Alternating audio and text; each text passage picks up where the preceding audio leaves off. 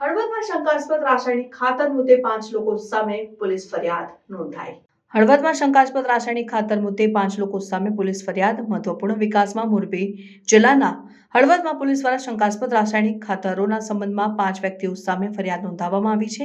31મી December 2024ના રોજ આ ફરિયાદ નોંધવામાં આવી હતી, જે વિસ્તારમાં ખાતરોના વિતરણ અને વેચાણ સાથે જોડાયેલી ગેરકાયદેસર પ્રવૃત્તિઓની જાણકારી મળ્યા બાદ કરવામાં આવી હતી।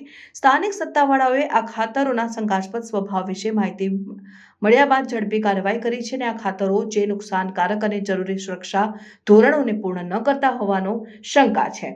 ખેડૂતોને વિતરિત કરવામાં આવી રહ્યા છે, જે પાક અને જમીનની આરોગ્ય માટે સંબંધિત જોખમો વિશે ચિંતાઓ ઊભી કરી રહી છે। પોલીસે આ ખાતરોના સ્ત્રોત અને તેના વિતરણની વ્યાપકતા ઓળખવા માટે તપાસ શરૂ કરી દીધી છે। આરોપી વ્યક્તિઓની પૂછપરછ કરવામાં આવી રહી છે અને ખાતરોના નમૂનાઓને તેની રચના અને સંભવિત જોખમો નિર્ધારિત કરવા માટે લેબોરેટરી વિશ્લેષણ માટે મોકલવામાં આવ્યા છે। આ ઘટના કૃષિ સમુદાયોને ખેતીના ઇનપુટ્સની ગુણવત્તા અને સુરક્ષા સુનિશ્ચિત કરવામાં આવતા ચાલુ પડકારોને રેખાંકિત કરે છે અને સત્તાવાળાઓએ ખેડૂતોને સાવચેત રહેવા અને કૃષિ ઉત્પાદનો સાથે સંબંધિત કોઈપણ શંકાસ્પદ વસ્તુની જાણ કરવા અપીલ કરી છે।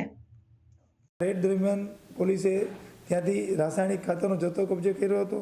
આ ખાતર છે એ સબસિડીવાળા જે ખાતર છે એની શક્યતા હોવાના લીધે એનો લેબ ટેસ્ટ કરવામાં આવ્યો। લેબ ટેસ્ટ પોઝિટિવ આવતા આ કામે સરકાર તરફે તરંગ અશોકભાઈ ફળદુ જે ખેતીવાડી અધિકારી છે એમણે ખાતરના ડુપ્લિકેટ ખાતર મિક્સ કરીને આ ખાતરનું વિતરણ ખેડૂતોમાં કરવાને બદલે પોતાના ફાયદા સારું ઉચાપત કરવાના સહિતના ગુનો દાખલ કરાવેલ છે। 1439 બેગ ખાતર ભરેલી હતી, જે માર્કા વગરની હતી, જેની આશરે કિંમત 5,15,000 જેવી થાય છે અને સાથે ટ્રક પણ 20 લાખનો કબજે કરવામાં આવ્યો।